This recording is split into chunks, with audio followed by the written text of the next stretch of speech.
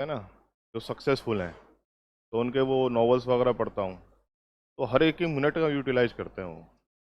Airport पे जा रहे हैं तो 10 मिनट रुकना है तो 10 मिनट रुकना है, चाहे वो दूसरा आए नहीं आए, 10 मिनट में चल देते हैं। उससे एक चीज़ सीखने को मिलती है कि टाइम का अकॉर्डिंग चल रहे हैं ना, तो टाइम बहुत कीमती है हमारे लिए। Yes, good morning all of you. कैसे हो सब लोग? बढ़िया एकदम। तो कल संडे आपने थोड़ा सा रिकॉल किया होगा सारी चीज़ें, और होपफुली थीम समझ में आ गई होगी। कोई ज़्यादा बड़ा टास्क है नहीं, बची कुची को थीम आज उसको और समझते हैं कि क्या है। और इंटरलिंक करना सीखना, टॉपिक कहाँ से चल रहा है, किससे क्या रिलेटेड है, तो ये जो टेक्निकल वर्ड्स जो आते हैं बहुत इजी लगने लग जाएंगे। और कोई ज़्यादा बड़ा सिलेबस अपना है नहीं, छोटा सा सिलेबस है, तो बड़े इसको इंतमान के साथ करेंगे। और अभी कॉन्सेप्चुअली समझते चलना, 2-4 क्लास और, फिर MCQ पे आएंगे हम लोग, फिर MCQ साथ के साथ भी क्लियर करते हुए, ठीक है। आफ्टर दैट, लास्ट टाइम हमारी बात चल रही थी ICT के इंटरनेट कॉन्सेप्ट पर। इस पर ICT के इंटरनेट कॉन्सेप्ट पर तो एक बार थोड़ा मैं चेक कर लूँ कि वास्तव में सही चल रहा है या नोट्स बना के जा रहे हैं, ठीक है। ये आप तो पुराने, यस गुड़िया, फर्स्ट टाइम आए हो? अच्छा, ये और बड़ी समस्या होगी। यस, आप तो रेगुलर आ रहे हो। हाँ, मुझे एक बात जानना है कि इंटरनेट और नेटवर्क सेम है या डिफरेंट डिफरेंट है? इंटरनेट एंड नेटवर्क सेम है या अलग अलग है? ठीक है, और नेटवर्क क्या है फिर? ये इंटरनेट बता दिया आपने, सही बताया बिल्कुल, नेटवर्क और नेटवर्कों का समूह इंटरनेट है। नेटवर्क क्या है?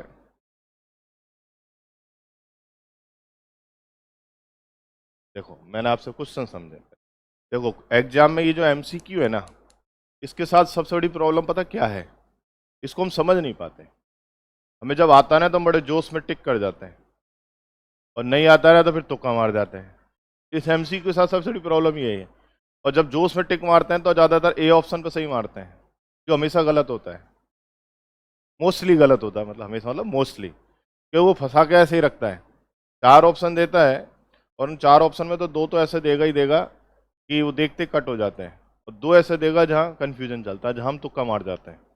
लेकिन जो जिसका कॉन्सेप्ट क्लियर है ना, उसका नज़र 4 ऑप्शन पे जाएगी ही नहीं, वो सीधे राइट वाले ऑप्शन पे जाएगी। वो चाहे कहीं हो, A पे हो, B पे हो, C पे हो, D पे हो, आजकल E भी आने लगा है कुछ एग्जाम में, लेकिन वो डायरेक्ट नज़र वहाँ जाएगी। और देखो, MCQ सॉल्व करने का मतलब ये होना चाहिए, क्वेश्चंस रीड किया और डायरेक्ट ऑप्शन पे टिक हो, उसे कहते हैं प्रिपरेशन। हम ऑप्शनों को देख रहे हैं बार बार, ऐसा लग रहा है कि ये ठीक है, नहीं यार ये ठीक है, चलो इसको ही कर देते हैं, ऐसा वाला ऑप्शन नहीं करना है। क्योंकि देखो, सिलेक्शन में आज जो सबसे बड़ा बैरियर है ना, वो है नेगेटिव। आप बहुत अच्छे प्रिपरेशन कर रहे हो, लेकिन आपने क्वेश्चन तो सही करे 60, उनमें से निकल के 20 नेगेटिव। इससे अच्छा है तो 35 ही सही कर दो, तो अपन इक्वलेंट हो जाते हैं। और फर्स्ट पेपर के साथ आप कैसे ही होता है, ज़्यादातर बच्चों को नेगेटिव बहुत करके आ जाता है। जबकि आप पुराने ईयर्स का अगर वो निकालो शेड्यूल, तो उस शेड्यूल में आप देखना, ज़्यादातर जो मेरे से सीनियर मेंबर्स हैं जो पर्टिकुलर फर्स्ट ग्रेड पे ही काम करते हैं, तो आपको हमेशा एक ही बात कहते हैं, सर इतना 50-60% क्वेश्चन सही कर लो, फर्स्ट ग्रेड में बहुत है, फर्स्ट पेपर में, ऐसे ही कहते हैं ज़्यादातर। तो वो क्यों कहते हैं? हम लोग क्या करते हैं, लालच की चाह में ज़्यादा सही करते चले जाते हैं, और वहीं हमारा क्या हो जाता है, गड़बड़ हो जाता है। और जब से ज़्यादा पेन तो जब होता है जब हम पॉइंटों से रहते हैं। किससे रहते हैं? पॉइंटों से। तब उस फर्स्ट पेपर की इंपॉर्टेंस समझ में आती है कि यार काश ये क्वेश्चन मैं सही गलत नहीं करता तो मेरा सिलेक्शन हो जाता। क्योंकि सब्जेक्ट में तो मैं बात ही नहीं करूँगा, सब्जेक्ट में तो आप सब अपने महारथी हो। जो डिसाइडेड है, मेरिट डिसाइडेड है, वो फर्स्ट पेपर है आपका। क्या है? First paper. तो जो आपको पर्टिकुलर सब्जेक्ट पढ़ाते हैं या जो फर्स्ट ग्रेड पे स्पेशलाइज होके काम कर रहे हैं, तो आपको हमेशा बताएंगे। और आप देखना, पुराने, आजकल तो इंटरनेट पे इतनी बड़ी सुविधा है कि हर साल पेपरों का एनालिसिस निकालेंगे कंपेयर करके गूगल पे। आपको देखना परसेंटेज रेशो बढ़ता जा रहा है फर्स्ट पेपर में। पहले 30-32 क्वेश्चन सही करते थे, 28-30-32, मामला सेट हो जाता है। वो आज तक 40-42-45 तक पहुंच गया है ये, इतने 5 साल में। और अब तो साइकोलॉजी को जोड़ दिया तो बहुत ज़्यादा फ्लैक्चुएशन हो जाएगा, ये ध्यान रखना ना। तो नेगेटिव से बचना है। तो MCQ में क्या होता है, सबसे पहले क्वेश्चंस को रीड आउट करो। क्या करो? क्वेश्चंस, कि क्वेश्चन क्या कहना चाह रहा है। क्वेश्चन समझ में आ गया ना, तो आंसर डेफिनेटली आ जाएगा। हम क्या है, एग्जाम में एग्जाम फोबिया चल रहा होता है, टाइम चल रहा होता है, तो आधा पर्दा क्वेश्चन पढ़ते हैं और उसको सही कर जाते हैं। जैसे मैंने इनसे पूछा बढ़िया से, इंटरनेट और नेटवर्क में डिफरेंस क्या है, तो सिंपल सा मैंने कितना पहले दिन इसी से तो शुरुआत की थी। नेटवर्क ऑफ नेटवर्क्स क्या है, इंटरनेट है, और ग्रुप्स ऑफ कंप्यूटर वो क्या है, नेटवर्क है। दो या दो से अधिक कंप्यूटर्स को कनेक्ट करें तो नेटवर्क बनता है, और नेटवर्कों को कनेक्ट करें तो इंटरनेट बनता है। डायग्राम बना के इसलिए समझाया था कि माइंड वो पिक्चर क्लिक रहे कि हाँ जैसे कंप्यूटर्स को जोड़ा था। जोड़ने का प्रोसेस क्या कहलाया, कम्युनिकेशन। क्या कहलाया, कम्युनिकेशन।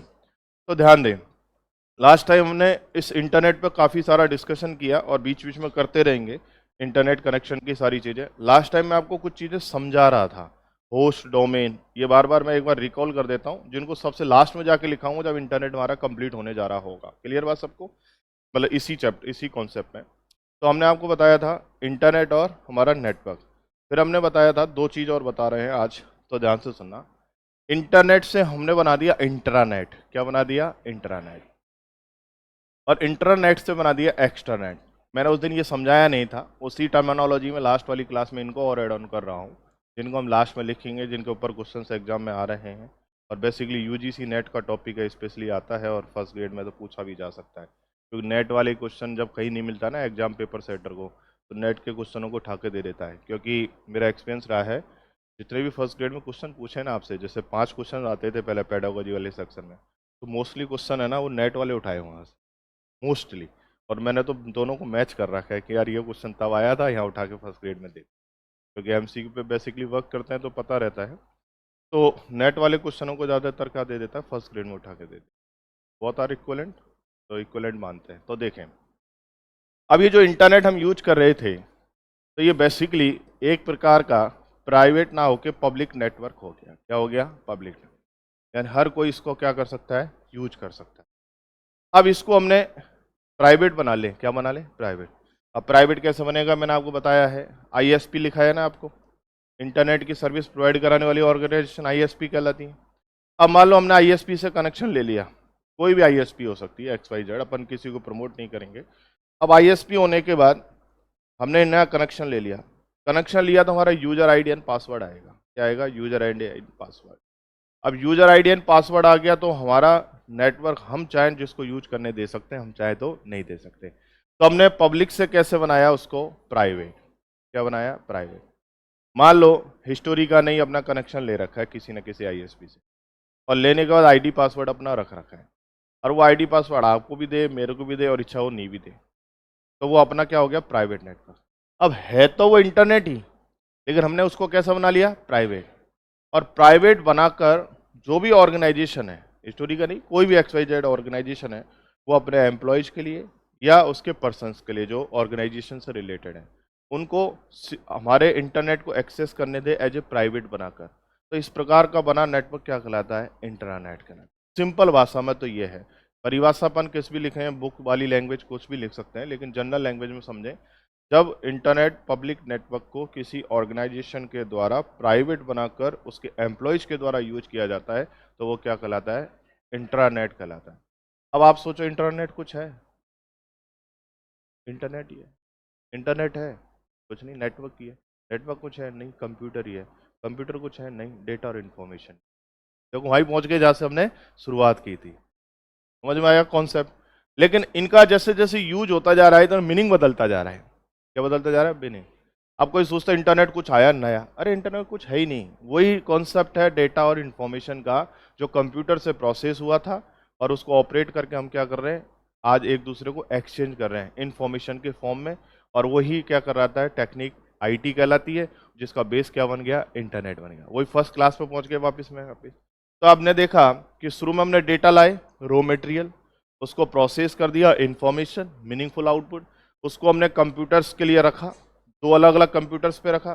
तो दो अलग अलग कंप्यूटर्स पे रखा, कुछ बच्चे नए जुड़े हैं तो उनको थोड़ा समझ में नहीं आ रहा है, वो मेरे को गौर से देख रहे हैं ऐसे कि सर क्या बात कर रहे हैं। मैं ये 2 क्लास पढ़ा चुका हूँ, जो आज नए लोग जुड़े हैं। तो हमने ये कंप्यूटर ए और बी माना था। इस पे जो डेटा है वो रॉ मटेरियल है, और ये प्रोसेस करके क्या बना देता है, इंफॉर्मेशन बना देता है। क्या बना देता है, इंफॉर्मेशन। इसके पास भी डेटा है और ये प्रोसेस करके क्या बना देता है, इंफॉर्मेशन। क्या बना देता है, इंफॉर्मेशन।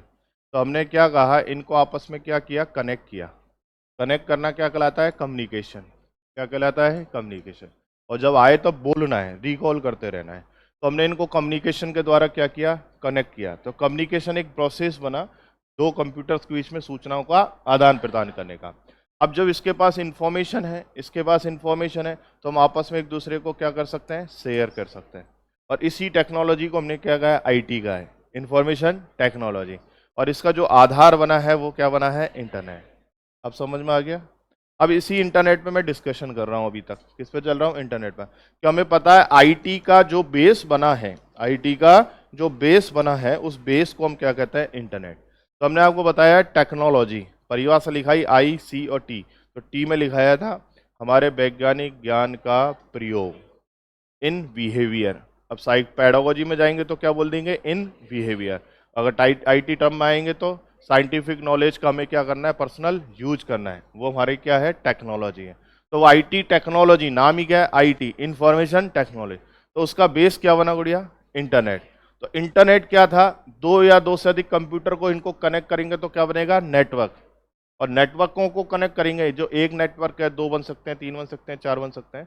तो नेटवर्क्स को आपस में कंबाइन करेंगे तो क्या बनेगा? इंटरनेट। तो यही बात बता रहा था कि इंटरनेट बना और वो कैसा है? पब्लिक। इन्होंने कुछ वर्ड और बोले थे बीच में नेटवर्क को बताने से पहले कि सर वो इंटर कनेक्टेड है या इंटरनेशनल है। अब आपस में जुड़े हैं तो इंटर कनेक्टेड ही हैं, और पूरे वर्ल्ड वाइड लेवल पे जुड़े हैं। कैसे जुड़े हैं? वर्ल्ड वाइड लेवल, यार पूरे संसार जितने हैं देश हैं उन सब में हम आपस में कनेक्टेड हैं। तो वो क्या कहलाया? International network. तो इंटरनेट को क्या बोला? इंटर कनेक्टेड नेटवर्क या इंटरनेशनल नेटवर्क। तो मैं ये बताना चाह रहा हूं, ना तो नेटवर्क कुछ होता है, ना इंटरनेट कुछ होता है। जो कुछ होता है वो कंप्यूटर ही होता है, और उसको हम कंबाइन कर रहे हैं किसके लिए? इंफॉर्मेशन को एक्सचेंज करने के लिए। अभी इसी इंटरनेट को हमने पब्लिक जो बोला था, क्योंकि कोई भी कहीं भी एक्सेस कर सकता है तो इसलिए पब्लिक हो गया। इसी को हमने क्या बना लिया? प्राइवेट। और प्राइवेट बनाकर हम क्या कर रहे हैं? उसका यूज कर रहे हैं। और इस प्रकार का जो टेक्नोलॉजी बना, कॉन्सेप्ट बना, इसको हमने क्या बोल दिया? इंट्रानेट। क्या बोल दिया? इंट्रानेट। जैसे उदाहरण, अब ये तो समझ में आ गया। अब एग्जाम में उदाहरण पूछा जा सकता है, जैसे Indian railway network. Indian railway का खुद का नेटवर्क है, और खुद का नेटवर्क है तो वो प्राइवेट बना के यूज कर रहा है, कोई ना कोई आईएसपी उसको दे रहा है। और उस नेटवर्क का नाम है इंडोनेट। क्या नाम है? इंडोनेट। इंडियन रेलवे नेटवर्क बोलते हैं इसको। अब ऐसा एग्जाम में एग्जाम्पल पे क्वेश्चन आ जाएगा, वो मामला क्या हो जाएगा? गड़बड़ हो जाएगा। तो इनका हमें एग्जाम्पल्स भी याद देखना है। After that E R net. क्या है? E R net. E R net यानी एजुकेशनल रिसर्च नेटवर्क, जो एजुकेशन पर्पज में काम आते हैं। वो भी एक प्रकार के क्या बन जाते हैं? प्राइवेट नेटवर्क बन जाते हैं। है पब्लिक, जैसे हम लोग यूज करते हैं। जैसे मैं, मेरा लैपटॉप हमेशा ऑन रहता है, यानी रिमोट मोड में रहता है।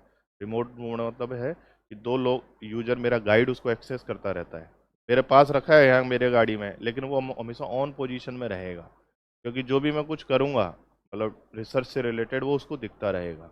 तो उसको कहते हैं रिमोट लॉगिन। क्या कहते हैं? Remote login. रिमोट लॉगिन का मीनिंग होता है दोस्तों, रिमोट लॉगिन। रिमोट लॉगिन का मीनिंग होता है एक प्रोसेस है जिसमें आप दो यूजर आपस में कनेक्ट होते हैं और इन्फॉर्मेशन को शेयर करते हैं। दैट इज कॉल्ड आईआरसी, जिसको आप चैट कहते हो। अब दो लोग यूज करते हैं, मेरा मोबाइल मेरे पास है तो मेरे लिए क्या है? वो रिमोट कंप्यूटर है, मेरे लिए पर्सनल कंप्यूटर है। क्या है? पर्सनल। लेकिन वो इंटरनेट से कनेक्टेड हो गया। किससे कनेक्टेड हो गया? इंटरनेट से। अब मान लो मैं आपको मैसेज भेज रहा हूँ, हम दोनों आपस में कनेक्ट हो गए, हम दोनों ने अपना आईडी पासवर्ड डाला और उसको एक्सेस किया इंटरनेट को। अब इंटरनेट को एक्सेस किया तो मेरा कंप्यूटर मेरे पास है तो मेरे लिए पर्सनल, लेकिन आप भी कनेक्ट हो मेरे से तो आपके पास में इंफॉर्मेशन भेज रहा हूँ तो मेरे लिए क्या हो गया? वो रिमोट कंप्यूटर। क्या हो गया? रिमोट। रिमोट को हिंदी में बोलते हैं दूरस्थ। क्या बोलते हैं? दूरस्थ। तो दूर, जो हमसे दूर है लेकिन कनेक्टेड है बाया इंटरनेट। अब मैं आपको इन्फॉर्मेशन भेज रहा हूँ, हम आपस में एक दूसरे से कनेक्टेड हैं। अब आप भी उस पर रिप्लाई कर रहे हो जो मैं इन्फॉर्मेशन भेज रहा हूँ, और जब आप इन्फॉर्मेशन मेरे को सेंड कर रहे हो तो आपका कंप्यूटर आपके लिए क्या हो गया? पर्सनल। और मेरा आपके लिए क्या हो गया? रिमोट। क्या हो गया? रिमोट। और इस प्रकार से जो हम कम्युनिकेशन करते हैं वो क्या कराता है? Remote login. क्या कहलाता है? Remote login. और इंटरनेट में बहुत कॉमन वर्ड है रिमोट लॉगिन प्रोसेस। क्या है? तो रिमोट कंप्यूटर व पर्सनल कंप्यूटर के बीच में कम्युनिकेशन का प्रोसेस, वो क्या कहलाता है? रिमोट लॉगिन प्रोसेस कहलाता है। अब ध्यान रखना, इसी साल 2024 में इसमें चेंजेज हुआ। 2024 में जाके चेंजेज हुआ। 1980 के दशक से चल रही है प्रोसेस, लेकिन 2024 में जाके इसमें चेंजेज हो गया। चेंजेज क्या हो गया? रिमोट लॉगिन प्रोसेस में जो यूज़र आईडी एंड पासवर्ड जो हम यूज कर रहे हैं, तो यूज़र की सिक्योरिटी के लिए गवर्नमेंट ये चाहती है कि हम यूज़र आईडी पासवर्ड को हटा दें। अगर यूज़र आईडी पासवर्ड को हटा दे तो फिर लॉगिन किससे करेंगे, बेसिकली क्वेश्चन बनता है। तो वो यूज़र आईडी और पासवर्ड की जगह एक वर्ड यूज कर रहा है जो अखबारों में बहुत आ रहा है। और देखो मेरा हमेशा कॉन्सेप्ट ये रहता है कि जो भी नया इम्प्लीमेंटेशन होता है टेक्नोलॉजी की दुनिया में, वो हमारे लिए क्वेश्चन है। बस मैं ये बात जानता हूँ, कुछ भी नया आया वो हमारे लिए क्वेश्चन है। और क्वेश्चन आज नया आते ही क्या हो जाता है, वो कॉम्पिटिशन में खड़ जाता है। देखो 10 साल पहले भी टॉपिक यही थे, पहले भी हेल्थ का ही था, आईटी था, आज भी वही है, छोटा सा पोर्शन है, लेकिन हर साल क्वेश्चन नए कहाँ से आ जाते हैं। टॉपिक तो वही है सर, नए कैसे बन जाते हैं, तो नए हैं। टेक्नोलॉजी में जब भी क्वेश्चंस बन रहे हैं तो उसका एक ही कॉन्सेप्ट होगा, उस टॉपिक से रिलेटेड जो भी नया इम्प्लीमेंटेशन हुआ है वो हमारे लिए क्वेश्चन है, ये ध्यान रखना। अब क्वेश्चन आ जाए पास की क्या है, यही आ जाए। अब इसको हम किताबों में ढूंढने जाएंगे तो हमें मिलेगा ये बुकों में, नया है अभी तो। कोई बनाएगा, फिर इसको कोई लिखेगा, फिर कट कॉपी पेस्ट होगा, फिर प्रिंट आउट होगा, फिर हमें बुकों में पढ़ने को मिलेगा। तो पास की क्या है, यूजर आईडी पासवर्ड की जगह यूज होने वाली एक टेक्निक जो रियल टाइम सिस्टम पे काम करेगी। एट ए टाइम एक कोड जनरेट होगा, पास की जनरेट होगी, उसको यूजर पुटअप करेगा और उस पुटअप के बेसिस पे क्या करेगा, लॉगिन करेगा। तो ऐसा क्यों किया, हमारे डेटा की सिक्योरिटी के लिए, सिक्योरिटी के लिए। अब पास की सर्वर से कनेक्टेड है, रियल टाइम पर आने वाली है। इस पर रियल टाइम पर, रियल टाइम क्या होता है, जो एट ए टाइम जनरेट हुई है वो, इसको कोई डुप्लीकेट कॉपी नहीं कर सकता, यानी कोई दूसरा चुरा नहीं सकता। और जिस सिस्टम के लिए अथॉराइज हुई है उसी पे एक्सेस होगी, तो दूसरा लॉगिन नहीं कर सकता। तुम्हारा डेटा सिक्योरिटी होगा ही होगा डेफिनेटली। तो हमने कहा कि यूजर आईडी पासवर्ड बना के अगर डेटा को एक्सेस करेगा तो वो क्या कहलाएगा, इंट्रानेट। तीसरा एक्स्ट्रा नेट की बात करते हैं, किसकी बात करते हैं, एक्स्ट्रा। अब ये एक्स्ट्रा नेट जो है तो इंटरनेट ही, लेकिन यूज करने का पैटर्न चेंज। जैसे रेलवे स्टेशन गए या कहीं किसी बड़े मॉल में गए तो हमें नेट फ्री दिया जाता है 30 मिनट्स के लिए, ऐसा कुछ सर्कुलर है, कुछ टाइम के लिए नेट फ्री दिया जाता है। जैसे रेलवे स्टेशन जाते हैं या बस स्टैंड जाते हैं तो 30 मिनट नेट फ्री चलता है। और हम जब वेटिंग टाइम में वेट कर रहे होते हैं तो हम उसको लॉगिन करके एक्सेस कर लेते हैं, बोले अपना नेट क्यों वेस्ट करें। आजकल तो नेट की कोई वैल्यू नहीं रही, लेकिन जिनका 1 GB है वो ख़त्म हो जाता है तो सोचता है चलो यार यही लॉगिन कर लें। तो आप यूज़र आईडी पासवर्ड डालते हो, और यूज़र आईडी पासवर्ड डाल के आपकी आइडेंटिटी को वेरीफाई किया जाता है, और वेरीफाई करके कुछ सर्टेन टाइम के लिए वो फ्री में एक्सेस दिया जाता है। और सिक्योर टाइप से उसको क्या करते हैं, हम एक्सेस करते हैं। कुछ चीज़ें ही हैं जो एक्सेस करने देता है, वो मोस्टली ज़्यादा चीज़ें एक्सेस करने नहीं देता। तो हमारे नेटवर्क को सिक्योर टाइप से एक्सेस किया जाए तो वो हमारे लिए क्या बन जाता है, एक्स्ट्रा नेट बन जाता है। क्या बन जाता है, एक्स्ट्रा। सर इनमें सिक्योरिटी नहीं होगी क्या, इनमें भी सिक्योरिटी होती है, बट उसमें यूजर की आइडेंटिटी मस्ट कंपलसरी होगी। जब भी आप लॉगिन करोगे तो पहले ओटीपी आएगा, और ओटीपी आएगा तब आपका वेरिफिकेशन होगा, तो ही हम क्या कर पाएंगे, उसको एक्सेस कर पाएंगे। अदरवाइज अनऑथराइज यूजर लिख के आपको एक्सेस करने नहीं। तो 3 वर्ड है, इंटरनेट, इंट्रानेट और एक्स्ट्रानेट। फिर वापस से आए उसी बात पर, इंटरनेट से जुड़ा प्रत्येक कंप्यूटर क्या कहलाता है, होस्ट। हमारा होस्ट 2 कंप्यूटर आपस में जुड़ जाता है तो क्या बन जाता है, नोड। इसका एंड पॉइंट है नोड को ही हम क्या कहते हैं, क्लाइंट। क्या कहते हैं, क्लाइंट। आफ्टर दैट हमने बताया था कंप्यूटर इंटरनेट से छोटे छोटे उनसे मिलकर बना है, उसको क्या कहा हमने, डोमेन। क्या कहा है, डोमेन। डोमिनों से मिलकर इंटरनेट का क्या होता है, निर्माण। और उसका एक सिस्टम बनता है जिसको हम कहते हैं डीएनएस, डोमेन नेम सिस्टम। ये बात हम लास्ट टाइम क्लास में जाते जाते चर्चा की और हमने लिखा है नहीं। ये छोटी छोटी बेसिक क्या है, टर्मिनोलॉजी। क्या है, टर्मिनोलॉजी, इस पर हम चर्चा करेंगे। आफ्टर दैट ये बात समझ में आई जितनी भी मैंने, इनको मैं लिखा हुआ सबसे लास्ट में जाके।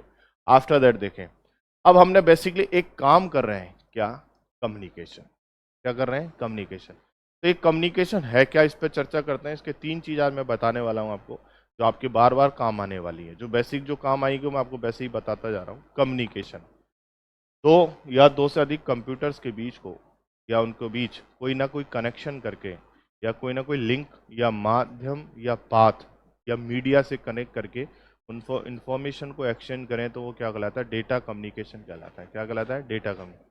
होपफुली सबको समझ में आ गई ये बात सबको। डेटा कम्युनिकेशन क्या है, दो या दो से अधिक कंप्यूटर्स को कनेक्ट करना और इन्फॉर्मेशन को बीच में शेयर करना। इंग्लिश में बोलेंगे सिंपल वे में, exchange the information between the two electronic components via any link या मीडिया या platform that is called data communication. समझ में आई बात सबको? अब देखो, इनके कंपोनेंट्स पूछ लेते हैं एग्जाम में और इनके मेथड पूछे जाते हैं। और मेथड पे एक क्वेश्चन एग्जाम में आया हुआ है, लगातार आता है, नेट में भी आता है और हमारे फर्स्ट ग्रेड में भी आता है। तो ध्यान दे, हमने कहा डेटा कम्युनिकेशन पे बात कर रहे हैं, यहाँ से शुरुआत करते हैं। और अभी जो समझाया वो सब हम लिखेंगे, लेकिन जब इंटरनेट कंप्लीट होगा तो एक टर्मिनोलॉजी बना के लिखेंगे, टर्म्स जो बेसिकली पूछे नहीं जाते, लेकिन आपको आइडिया होना चाहिए कि कहाँ कहाँ काम आएगा। कंप्यूटर ये ए है और हमने इसको लिंक किया है किसी न किसी माध्यम से, और वो हमारे लिए क्या कहलाएगा? मीडिया। क्या कहलाएगा? मीडिया। मीडिया बोल सकते हो, या इसको पाथ बोल सकते हो, या इसको लिंक बोल सकते हो, जो आपकी इच्छा है वो बोल सकते हो। अब हमने कहा कोई दो या दो से अधिक कंप्यूटर्स को लिंक मीडिया या पाथ से कनेक्ट करें, और मैं आपको बता चुका हूं ऑलरेडी, ये दो ही प्रकार के होते हैं। कितने प्रकार के? दो। कौन कौन से? वायर्ड कम्युनिकेशन और वायरलेस कम्युनिकेशन।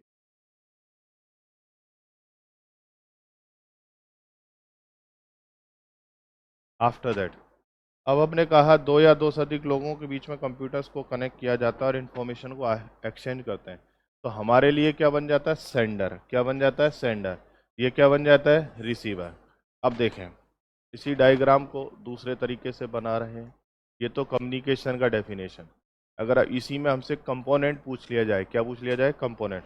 कि डेटा कम्युनिकेशन के कंपोनेंट कितने हैं? कंपोनेंट बोले तो घटक, कंपोनेंट्स बोले तो घटक। कि डेटा संचरण, कम्युनिकेशन को हिंदी में संचरण या संप्रेषण बोलेंगे, आदान प्रदान।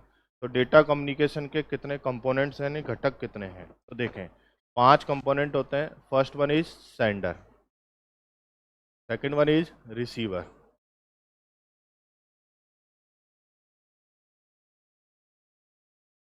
First one is sender, second one is receiver. इनको वापस से कनेक्ट कर दिया, दैट इज कॉल्ड मीडिया। अब इनके बीच में भेजोगे क्या?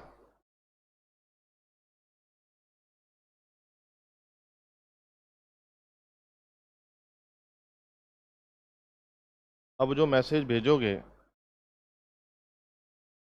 वो अपनी मर्जी से भेज दोगे क्या? नहीं। तो इनके लिए क्या बनाएंगे? रूल्स। क्या बनाएंगे? रूल्स। अब मीडिया को भी दो प्रकार से डिफाइन कर देना, इसमें सेम बात है, वायर्ड और वायरलेस। अब जो रूल्स हैं, तो एक रूल तो होगा नहीं, नंबर ऑफ रूल्स होंगे, तो उसको बोला सेट ऑफ रूल्स। सेंडर के लिए भी काम करेगा और रिसीवर के लिए भी काम करेगा। सेट ऑफ रूल्स, नियमों का समूह। जो भी सूचना सेंडर भेजता है उसके लिए नियम काम करते हैं, रिसीवर जो इन्फॉर्मेशन रिसीव करता है उसमें भी नियम काम करते हैं। तो नियम जो है बहुत सारे हैं, तो उनको क्या बोलते हैं? Set of rules. पढ़ना है, एग्जाम में क्वेश्चन भी आएगा। और सेट ऑफ रूल्स को हम बोलते हैं प्रोटोकॉल। क्या बोलते हैं? प्रोटोकॉल। तो डेटा कम्युनिकेशन के कितने कंपोनेंट हो गए? 5। कौन कौन से? सेंडर, रिसीवर, मैसेज, मीडिया और प्रोटोकॉल। समझ में आई बात सबको? ये बार लिखो यहाँ तक, हेडिंग डालें डेटा कम्युनिकेशन, उसी में इंटरनेट में चलने देना डेटा कम्युनिकेशन।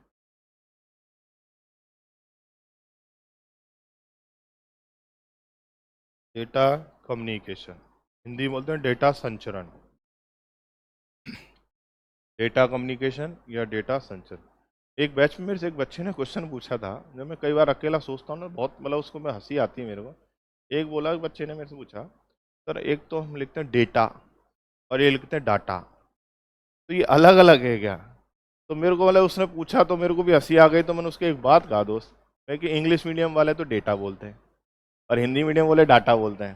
बोले सर ये क्या बात हुई? तो मैंने आपने जो पूछा वो क्या बात हुई फिर?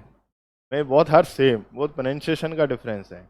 जनरली हिंदी इंग्लिश मीडियम वालों को तो उसको तो वैसे ही समझाने के लिए बोला था, लेकिन सेम वर्ड होता है, डेटा और डाटा में कोई अंतर नहीं होता। हाँ, तो लिखना डेटा संचरण या डेटा कम्युनिकेशन, तो इसमें लिखना दो या दो से अधिक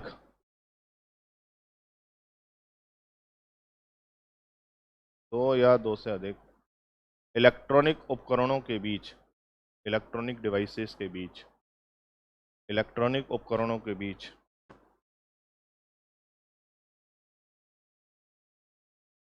उपकरणों के बीच link com oblique media oblique path द्वारा, link oblique media oblique path द्वारा, link oblique media oblique path द्वारा कनेक्शन स्थापित करके, कनेक्शन स्थापित करके, कनेक्शन स्थापित करके, कनेक्शन स्थापित करके सूचनाओं का आदान प्रदान किया जाता है। डेटा ट्रांसमिशन इंग्लिश में एक वर्ड में, सूचनाओं का आदान प्रदान किया जाता है। डेटा ट्रांसमिशन, सूचनाओं का आदान प्रदान किया जाता है, या एक वर्ड में बोलो तो exchange the information between two devices via any link. तो क्या है हमारे लिए? Data communication. ये वाला डायग्राम बना सकते हैं, जो डेफिनेशन लिखी है वो डायग्राम से डिफाइन हो रहा है।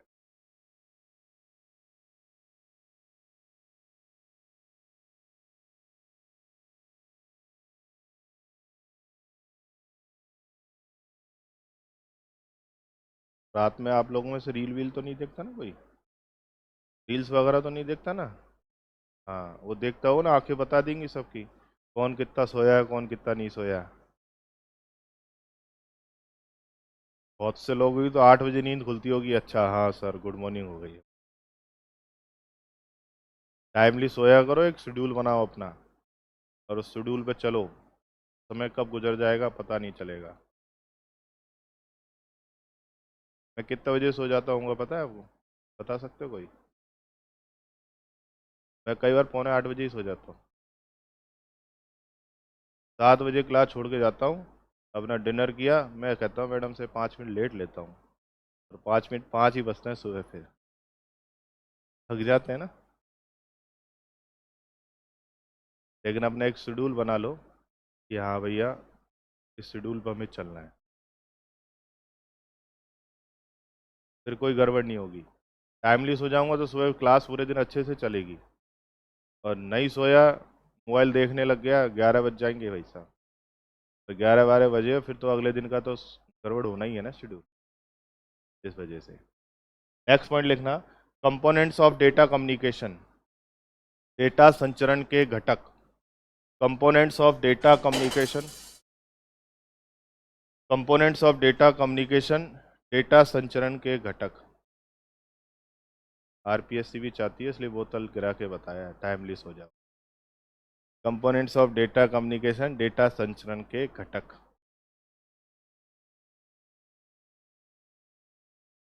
Components of data communication, data communication के या डेटा संचरण के घटक। Components of data communication. Diagram draw कर लो, वापिस समझाएं। देखो बढ़िया, ये मेथड समझ में आया? अब देखो, अब हमें सूचनाओं का आदान प्रदान करना है, तो आदान प्रदान करने के लिए लोग तो चाहिए ना, घटक तो चाहिए ना, किन के बीच में कर रहे हैं। अब आदान प्रदान करना है यानी एक्सचेंज करना है, आपस में ट्रांसमिट करना है सूचनाओं को। तो सूचनाओं को ट्रांसमिट करने के लिए 5 कंपोनेंट की हमें जरूरत होती है। बिना 5 कंपोनेंट के हम सूचनाओं का संचरण नहीं कर सकते। यानी कि हम इंटरनेट में एक दूसरे को भेज तो रहे हैं इधर उधर कंटेंट को, लेकिन वो 5 कंपोनेंट हैं तभी सूचनाओं को ट्रांसमिट किया जा सकता है, अदरवाइज नहीं किया जा सकता। ये बात मैं कहना चाह रहा हूँ। अब वो 5 कंपोनेंट्स हैं कौन से? एक तो कोई ना कोई सूचनाओं को भेजने वाला होगा, वो क्या होगा? सेंडर। मैं लिखा दूंगा इनका मीनिंग भी, एक ही लाइन में, कोई फर्क नहीं पड़ेगा। अब सूचनाओं को कोई भेजने वाला है, तो प्राप्त करने वाला भी तो चाहिए ना, तो वो क्या कहलाएगा? रिसीवर। आपने किसी को सूचना भेजी, कोई रिसीवर ही है नहीं, तो वो सूचना घूमती रहेगी। जैसे अब जनरल लैंग्वेज में बोले, आप अकेले बात करते रहो, लोग क्या कहेंगे आपको? पागल है। क्यों? जब तक कोई सामने सुनने वाला नहीं होगा तो उसको पागल ही माना जाएगा। ठीक है, तो यानी कि जो सेंड कर रहा है तो उसको रिसीवर चाहिए ही चाहिए। अब वो कर क्या रहा है? कोई ना कोई इन्फॉर्मेशन। तो वो इन्फॉर्मेशन हमारे इंटरनेट में क्या बन जाता है? मैसेज। क्या बन जाता है? मैसेज। अब जब सेंडर और रिसीवर दोनों सेंड कर रहे हैं एक दूसरे को मैसेज, तो किसी न किसी प्लेटफॉर्म पे कर रहे हैं। जैसे उदाहरण, आप अपनी एक मित्र को बुलाती हैं कि आजा चाय पीएंगे अपन दोनों, और चाय की थड़ी पे आप पहुंच जाते हो। फिर चाय की थड़ी पे पहुंच के क्या करते हो? बातें करते हो। तो बातें क्या हो गई? मैसेज। चाय की थड़ी क्या हो गया? वो हमारा माध्यम, प्लेटफॉर्म हो गया, जहाँ से आइडियाज आते हैं सबको यार क्या करना है। अच्छे भी हो सकते हैं और बुरे भी हो सकते हैं। हमारे टीचरों के साथ यही है, हम कभी रेस्टोरेंट कॉफ़ी में थोड़ी से बैठते हैं, कैफ़े में। चाय की थड़ी पे बैठते हैं सारे टीचर। क्यों बैठते हैं? आइडियाज आते हैं वहाँ से। तो जितने भी सक्सेस मैन जो हुए ना, वो हमेशा ऐसी जगह बैठते हैं। कभी रेस्टोरेंट में बैठ के आइडिया थोड़ी आएगा, वहाँ तो पूरा एकदम डेवलप्ड रहेगा, आइडिया थोड़ा आइडिया आएगा। यहाँ बैठे हैं, और ये सामने वाली बिल्डिंग बन रही है, और इसी में इंस्टीट्यूट खोल लेता हूँ, आइडिया आ गया ना। तो हमारे थॉट्स आते हैं, वो हमारे लिए क्या बन जाता है? मैसेज। और जहाँ कनेक्ट हुए भाई, हम तो थड़ी पे जाते हैं, आप लोग हो सकते हैं रेस्टोरेंट में जाओगे, तो वो प्लेटफॉर्म क्या हो गया हमारा? मीडिया। क्या हो गया? मीडिया। वो तो जनरल वे में है, लेकिन हमारे यहाँ कनेक्शन दो ही प्रकार के होंगे, वायर्ड या वायरलेस। क्लियर हो गया? अब जो भी सूचना भेजते हो, तो आप टाइम देखते हो यार, चल यार मेरी क्लास का टाइम हो गया, बाद में मिलते हैं, चल मेरे को अर्जेंट काम है यार, चल बाद में मिलेंगे। आप भी अपना एक कंडीशन देख के क्या कर लेते हो? निकल लेते हो। या वो सामने वाला परेशान कर रहा होता है, बोर कर रहा होता है, पका रहा होता है, तो बोलता है मुझे अर्जेंट काम आ गया, मैं निकल रहा हूँ। तो आप भी एक कंडीशन लगा के निकल जाते हो। सेम हमारे यहाँ है, अगर सेंडर जो भी सूचना भेज रहा है ना, उसमें कंडीशन है, और कंडीशन है यानी उसका रूल है। अब रूल क्या है? व्हाट्सअप की बात करते हैं जो आप यूज करते हो। तो व्हाट्सअप में जनरली 16 MB का वीडियो जाता था पहले, अब तो रेंज बढ़ा दी। पहले 30 फोटो जाते थे, 30 फोटोज एक साथ। 40 क्यों नहीं जाते? कभी सोचा? या ऐसा कह लो, जीमेल जो हम खोलते हैं अकाउंट, उसका 15 GB का ही एक स्पेस होता है, 16 GB क्यों नहीं दिया भाई उसने? उसके बाद तो पैसा मांगते हैं हमसे। अगर 15 GB से ज़्यादा अगर आपको जीमेल अकाउंट में स्पेस चाहिए, तो हमसे क्या मांगेगा? पैसा मांगेगा। तो ऐसी कंडीशन, टेक्स्ट मैसेज 160 कैरेक्टर्स का ही क्यों होता है? 180 का क्यों नहीं हो सकते? व्हाट्सएप पे ग्रुप 256 लोगों का ही क्यों बनता है? 300 लोगों का क्यों नहीं बनता? तो कोई ना कोई कंडीशन तो लगा। ये तो वो एग्जाम्पल ले रहा हूँ जो जनरली हम यूज करते हैं। क्लियर? अब इनमें ऐसी कंडीशन क्या है? इतना ही होगा, कम ज़्यादा क्यों नहीं हो सकता? तो कोई ना कोई रूल तो है जो उनके लिए परमिशन दे रहा है। और जो रूल है वो एक नहीं है, बहुत सारे रूल हैं, हर काम के लिए अलग अलग। जैसे अगर ईमेल में आप सूचना भेजना चाहते हो, तो भेजने के लिए एसएमटीपी प्रोटोकॉल काम करेगा साहब। कौन सा? एसएमटीपी। उसकी जिम्मेदारी भेजने की है। अब भेजने की जिम्मेदारी है, तो कोई ना कोई रिसीव की भी जिम्मेदारी होगी। तो POP3 काम करेगा। तो वो लिखाऊंगा, पढ़ाऊंगा आगे। तो जैसे ईमेल हम सब भेजते हैं, बहुत कॉमन है, तो सूचना जो ले जा रहा है तो वो प्रोटोकॉल अलग है, ला रहा है तो वो अलग है। तो हमने कहा जो भी इंफॉर्मेशन सेंडर और रिसीवर के बीच में भेजी जाती है ना गुड़िया, वो बिना रूलों के न तो जा सकती है, ना बिना रूल के आ सकती है। और वो रूल्स बहुत सारे हैं, तो उनको बोला नियमों का समूह। और फर्स्ट ग्रेड का क्वेश्चन आया हुआ, नियमों का समूह कहलाता है, ये क्वेश्चन आया हुआ है। और आपको तो फैक्चुअल क्वेश्चन आते थे पहले, अब नहीं आते। पहले आप जब क्वेश्चन में आपको दिखाऊंगा ना, तो आप फटाफट फटाफट क्लिक कर लो, आए हुए क्वेश्चन है, नियमों का समूह कहलाता है, आंसर इज प्रोटोकॉल। अब वो प्रोटोकॉल है, तो कौन कौन से हैं उनके ऊपर क्वेश्चन बन सकता है, ये आपको ध्यान रखना है। तो डेटा संचरण कितने घटक हो गए? 5। सेंडर, रिसीवर, मैसेज, मीडिया और प्रोटोकॉल। समझ में आए? तो मैंने हेडिंग लिखाया कंपोनेंट्स ऑफ डेटा कम्युनिकेशन। तो लिख दो उन पांचों कंपोनेंट्स को, डायग्राम बना दो। और डेफिनेशन लिखने की आवश्यकता है तो मैं लिखा दूं एक एक लाइन की डेफिनेशन आपको इनकी। और उम्मीद करता हूं हम फर्स्ट ग्रेड दे रहे हैं, तो डायग्राम से समझ में आ गया होगा। और फिर भी आवश्यकता है तो शर्माने की जरूरत नहीं है, बता सकते हो, मैं लिखा दूंगा। हमें नहीं आता है तब हम यहाँ आए हैं। और देखो एक बात कहूँ, बुरा लग सकता है, और बुरा लगे तो लग जाए, मेरे कोई फर्क भी नहीं पड़ेगा। कभी मन में ये मत सोचना कि मैं फर्स्ट ग्रेड दे रहा हूँ, ये मत सोचना कि मैं फर्स्ट ग्रेड पढ़ा रहा हूँ। फर्स्ट ग्रेड दे रहा हूँ, मैं भी पढ़ाता हूँ यार, मैं भी टीचर हूँ, मैं वहाँ फला फला जगह पढ़ाता हूँ, मैं स्कूलों में पढ़ाता हूँ, मैं कॉलेज में पढ़ाता हूँ। ये माइंड से निकाल देना फर्स्ट ग्रेड दो जाओ। आपको हकीकत बताऊँ आपको, मैं सारे सेगमेंट पढ़ाता हूँ, सारे। HM लेके, UGC नेट लेके, RS को लेके, पटवारी पुलिस, CET को लेकर, सारे वे सेगमेंट पढ़ाता हूँ। मेरे साथ अच्छा एक्सपीरियंस, मैंने सारा एक्सपीरियंस लिया है। तो मैंने एक बात देखा, जो सबसे इनोसेंट होते हैं ना, वो फर्स्ट ग्रेड वाले होते हैं, और उनको पढ़ाना बहुत आसान होता है। मेरा एक्सपीरियंस बताना आपको। और वो, उनमें एक सबसे बड़ी ड्रॉबैक जो होती है ना, वो ये ड्रॉबैक जो होती है, उनके बीच में ईगो आता है। अरे मैं फर्स्ट, मेरे को ऐसे कहते फर्स्ट ग्रेड वाला हूँ मैं। अरे फर्स्ट ग्रेड वाला है, अच्छी बात है भाई, अपना IQ लेवल उस लेवल का है, लेकिन हमें नहीं आता तब यहाँ आए।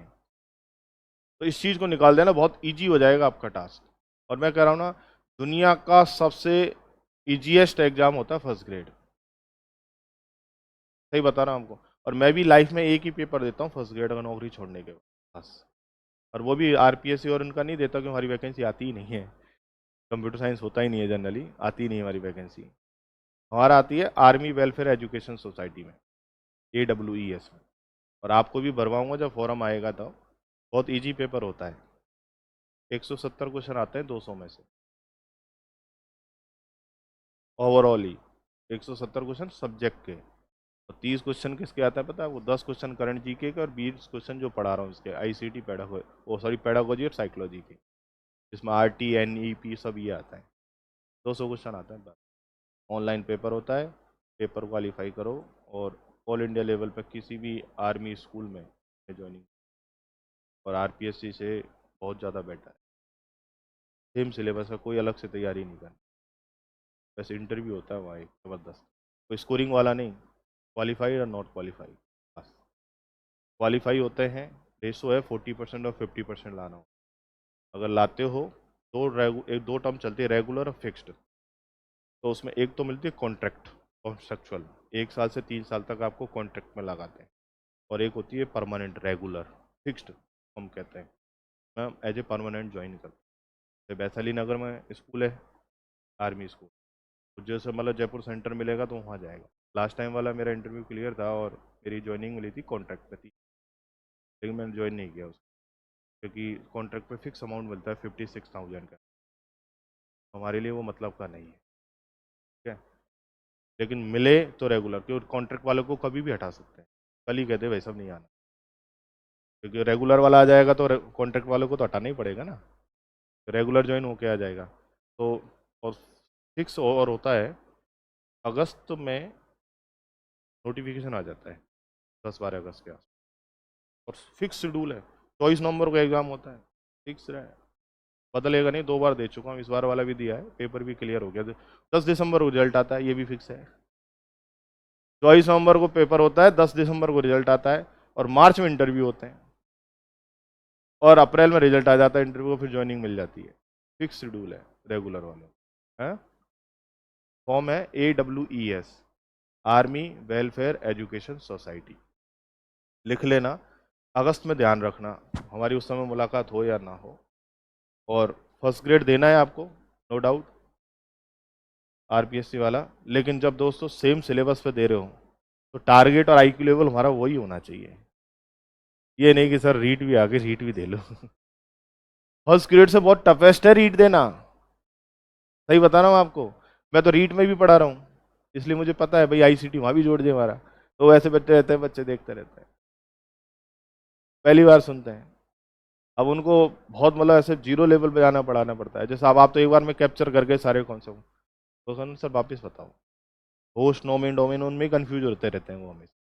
और वो है ना, रटने में ज़्यादा विश्वास करते हैं, कॉन्सेप्चुअली समझ आना नहीं चाहते। और ये सब्जेक्ट ऐसा है जहाँ कॉन्सेप्ट क्लियर है तो आंसर सही होंगे, अदरवाइज रटने से आंसर कभी क्लियर हो ही नहीं सकता।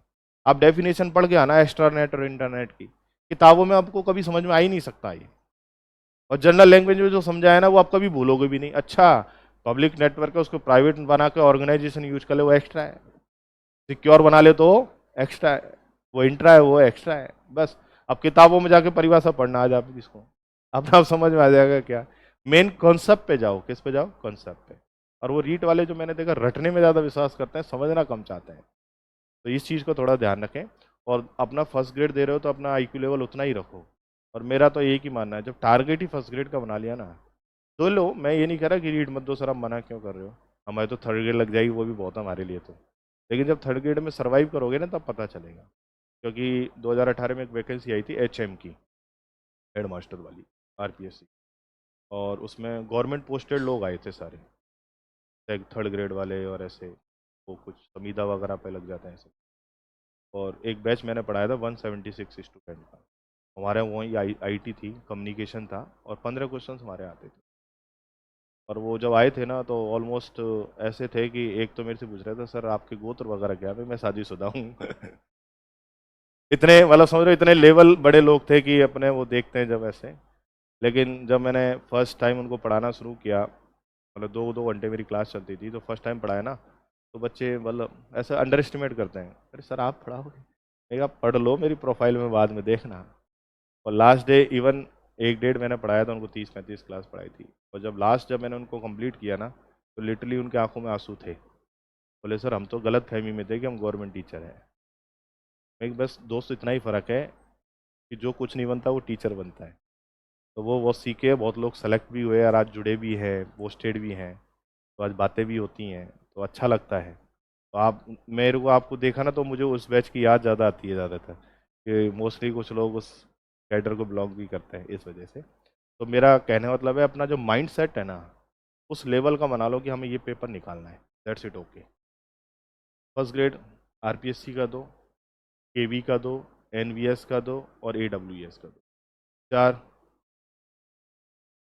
रेलवे में भी आती है, रेलवे का मुझे आइडिया नहीं है ज़्यादा, मैं इसलिए बताऊंगा भी नहीं, मुझे पता भी नहीं है, जो चीज़ पता हो वही बतानी चाहिए।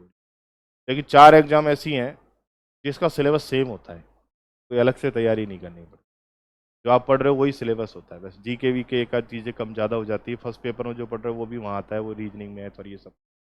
लेकिन एडब्ल्यूएस वाला पेपर इसलिए बता रहा हूँ, ये पेपर ऐसा होता है ना, इसमें कंपटीशन कम होता है, बहुत कम लोगों को पता होता है, पहली बात तो इसका। और 200 में से 170 क्वेश्चन तो किसके आते हैं, हमारे सब्जेक्ट के आते हैं,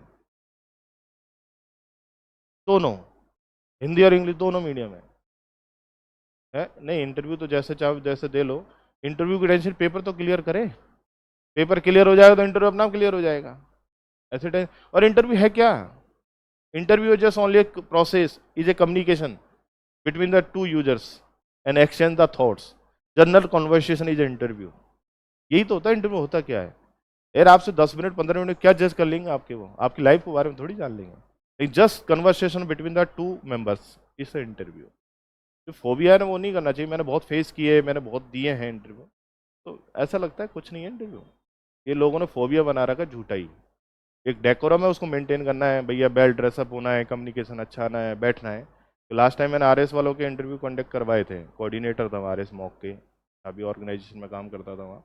तो 197 स्टूडेंट जो ऑलरेडी पेपर क्लियर थे उनका इंटरव्यू कराए, तो उनसे मैंने एक चीज़ सीखी, एज ए कोऑर्डिनेटर वर्क कर रहा था, पूरा प्रोजेक्ट मेरे पास था, तो एक चीज़ सीखी मैं, बहुत साइलेंटली रहते थे वो लोग, और बहुत आते थे जाते थे, और जितने भी रैंकर्स आप देखते हैं सारे इंस्टीट्यूट वाले, उन सबके पर्सनल मेरे पास नंबर है, और सब मतलब मैसेज आते रहते हैं उन सबके। जैसे नैमाराम की बात करूँ मैं, फर्स्ट रैंकर था, एक्स सर्विसमैन कैटेगरी से, है ना, फर्स्ट रैंकर था वो, और एक्स सर्विसमैन कैटेगरी में मैसेज आते रहते हैं, बात होती रहती है। अभी बोले गुरु जी कहाँ हो, कैसे हो, मैं एकदम बढ़िया है, मैं कि यार आप सीनियर मेंबर भी हो और मेरे आर्मी वाले कैडर से बिलोंग करते हो, तो मैं रेस्पेक्ट भी करता हूँ। और उनका जब अगर यूट्यूब पे इंटरव्यू देखे तो बहुत मतलब कॉन्फिडेंस दिखता है कि हाँ यार क्या है, वो वायरल भी हुआ था बहुत ज़्यादा उनका। तो ऐसे बहुत सारे स्टूडेंट्स हैं, तो इंटरव्यू का कभी टेंशन ही नहीं लेना चाहिए। अब मेरा इंटरव्यू मार्च में, आज तक नहीं पढ़ा मैंने, पेपर 10 दिसंबर को रिजल्ट आया है मेरा, आज तक नहीं पढ़ा मैंने इंटरव्यू। मेरी वाइफ बहुत कहती है तैयारी कर लो, कुछ नहीं, मैं क्या तैयारी करना है इंटरव्यू की, कपड़े पहन के जाना है, पता है फॉर्मल पहनना है, पहनते हैं डेली, तो हमें अजीब सा भी नहीं लगेगा भाई जीन्स वगैरह पहनते हैं।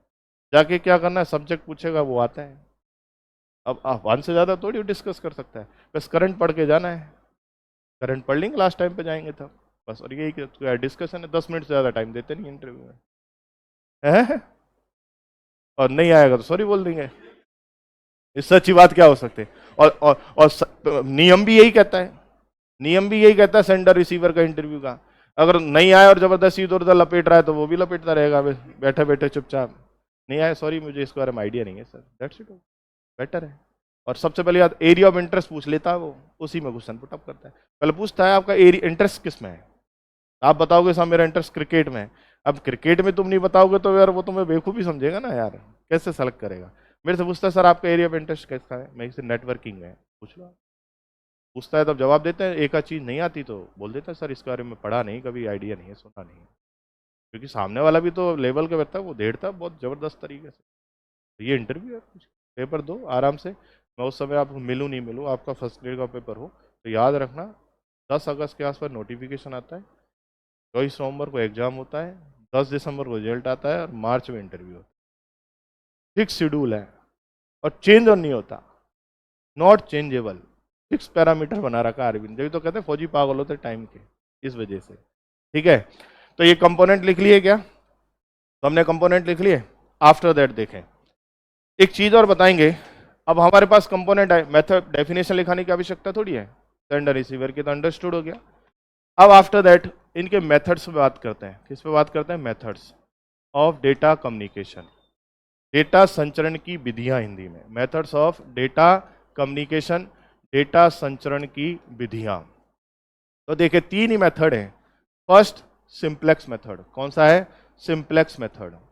सिंप्लेक्स मेथड कहता है कि सेंडर के द्वारा इंफॉर्मेशन को सेंड किया जाए और रिसीवर के द्वारा इंफॉर्मेशन को रिसीव किया जाए।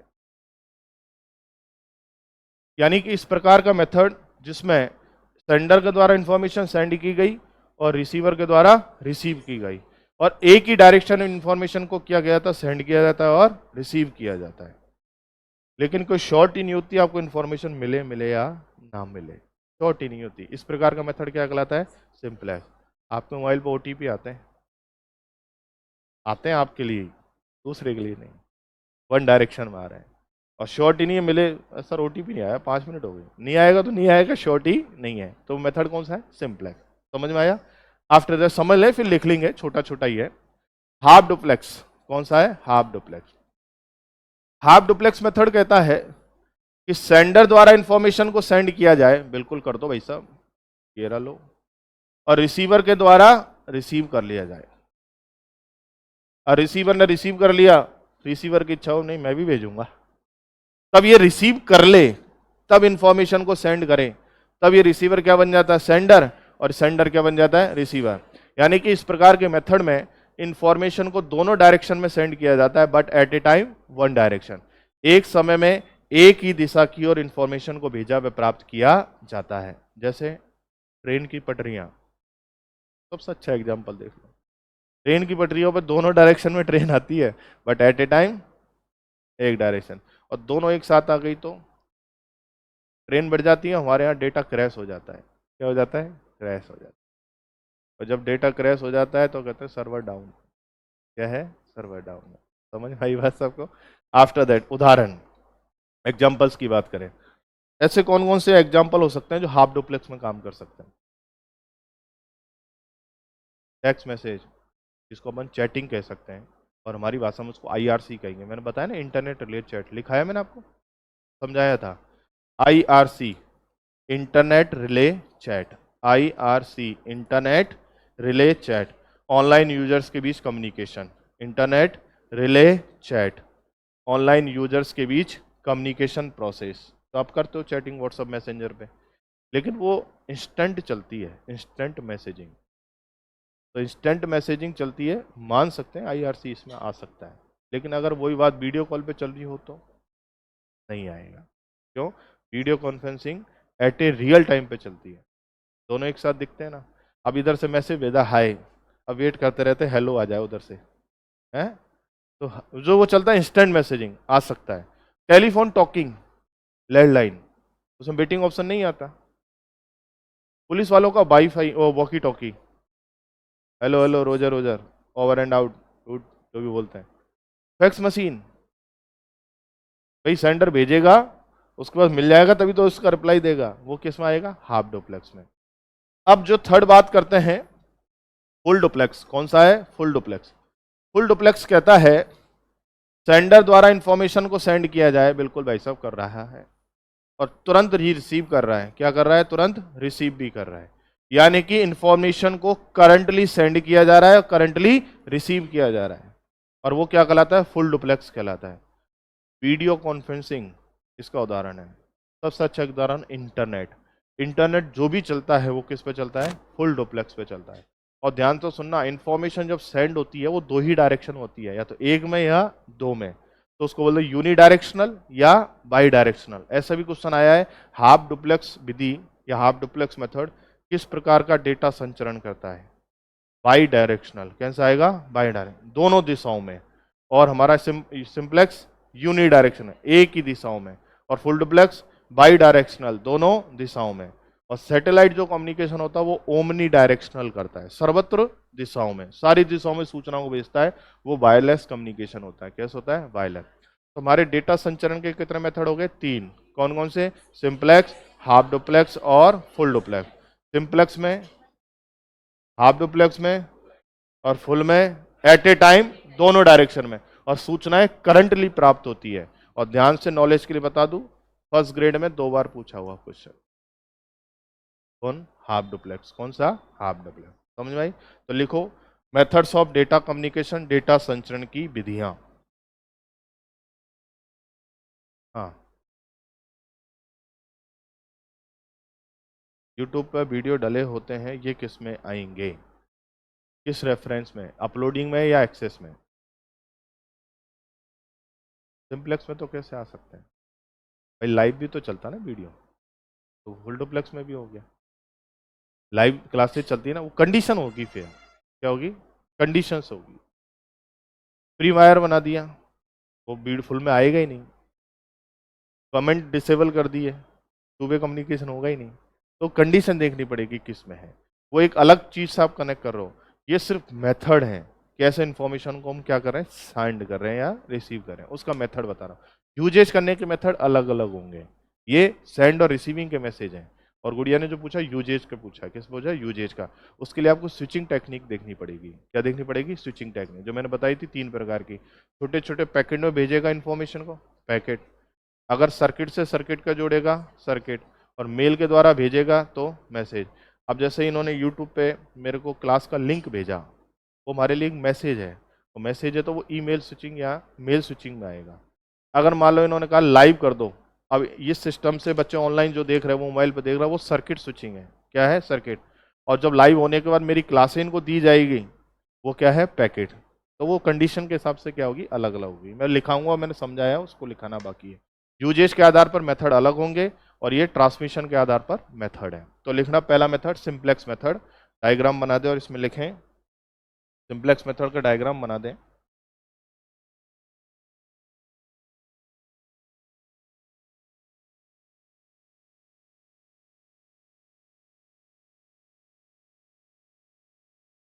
सेंडर और रिसीवर। देखो, इस विधि में इस विधि में सूचनाओं को सेंडर से रिसीवर की ओर भेजा जाता है। इस विधि में सूचनाओं को सेंडर से रिसीवर की ओर भेजा जाता है। हिंदी में बोलते हैं प्रेषक और प्राप्तकर्ता। इस विधि में सूचनाओं को सेंडर से रिसीवर की ओर भेजा जाता है, और सूचनाएं प्राप्त होना सुनिश्चित नहीं होता है। और सूचनाएं प्राप्त होना सुनिश्चित नहीं होता है। और सूचनाएं प्राप्त होना सुनिश्चित नहीं होता। उदाहरण आप लिख के ढूंढ के लाओगे। एग्जाम्पल, ओटीपी लिख लो, मैं ही लिखा देता हूँ। ओटीपी, टेलीविजन ट्रांस प्रसारण, रेडियो प्रसारण। ओटीपी, टीवी व रेडियो प्रसारण। ओटीपी, ओटीपी सब जानते हैं, वन टाइम पासवर्ड। और रेडियो व टेलीविजन प्रसारण, टीवी प्रसारण, ट्रांसमिशन कहते हैं प्रसारण को, telecast, radio and TV telecast. Clear. दूसरा लिखो, हाफ डुप्लेक्स मेथड। डायग्राम बनाना, हाफ डुप्लेक्स मेथड।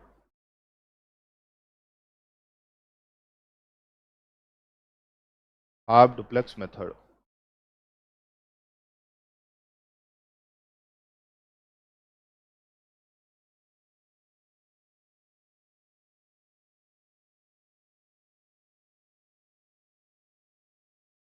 जैसा मुझे मनोज सर के द्वारा निर्देशन मिला है कि आपका कोई स्पेशल बैच है, जैसा मुझे बताया, और सलेक्शन ओरिएंटेड बैच जिसको मैं कह सकता हूँ। हाँ, जो भी सर ने नाम दिया मुझे क्लिक नहीं हो रहा। मेंटरशिप बैच, हाँ। तो सर का इंस्ट्रक्शन ये है कि सर, हाँ 20 क्लास होती है वहाँ 30 पढ़ाओ, या 30 होती है वहाँ 40 पढ़ाओ, लेकिन आपके सब्जेक्ट की वजह से बच्चा रुकना नहीं चाहिए। यानी कि मेरे पे जिम्मेदारी आ गई कि जितने भी क्वेश्चन आए वो आपको सही कराने हैं। पहले तो क्वेश्चन आए, पहले तो पहला दायित्व क्या है, क्वेश्चन आए पेपर में, फिर आने के बाद आपके सही कराएं। उसी का मतलब होता है मेंटरशिप बैच।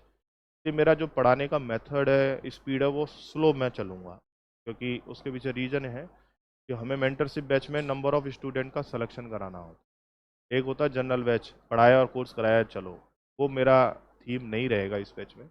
मेरा थीम जो सर ने बताया वो इसी पैटर्न पर रहेगा कि हमारे पहले तो क्वेश्चन आए सारे, जितने भी पेपर में आएंगे, पहले तो उसके लिए मेहनत करनी है, फिर कंटेंट को कवर करना है, प्लस फिर उसके बाद वो सॉल्व हो आपके। तो इसमें इत्मीनान के साथ पढ़ते रहें।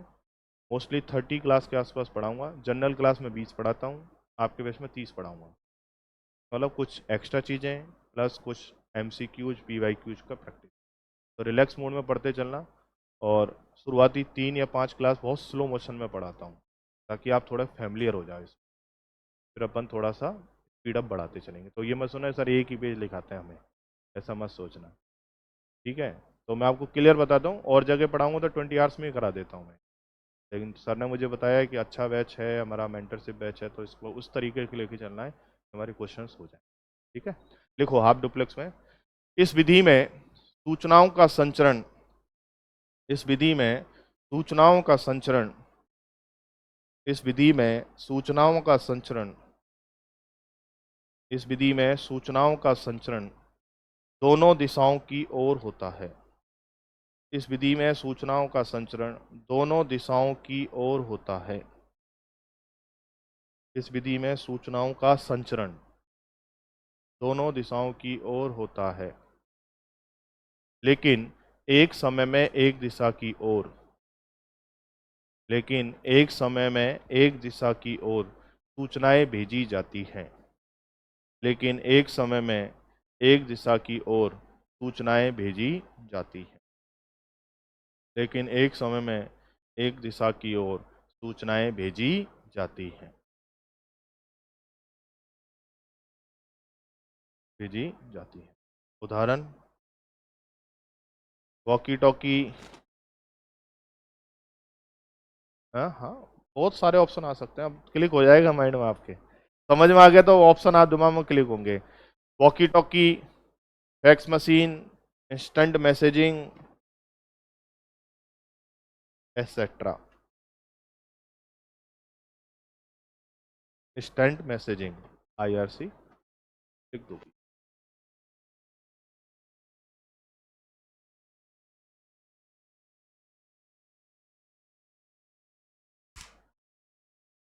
तीसरा लिख देना full duplex method. Third method लिख देना फुल डुप्लेक्स मेथड।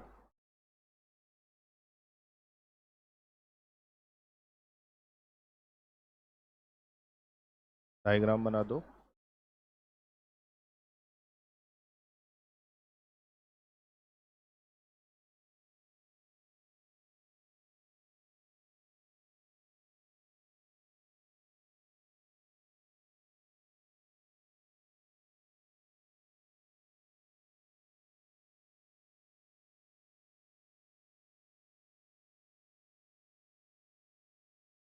इस विधि में सूचनाओं का संचरण, इस विधि में सूचनाओं का संचरण, इस विधि में सूचनाओं का संचरण एक साथ दोनों दिशाओं में होता है। इस विधि में सूचनाओं का संचरण एक साथ दोनों दिशाओं में होता है। इस विधि में सूचनाओं का संचरण एक साथ दोनों दिशाओं में होता है, दोनों दिशाओं में होता है, और सूचनाएं तत्काल प्राप्त होती हैं, और सूचनाएं तत्काल प्राप्त होती हैं, और सूचनाएं तत्काल प्राप्त होती हैं। उदाहरण लिखना, internet, video conference,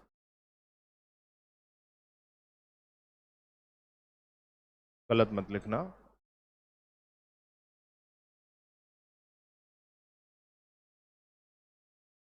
internet video conference है, वीडियो कॉन्फ्रेंस एटसेट्रा।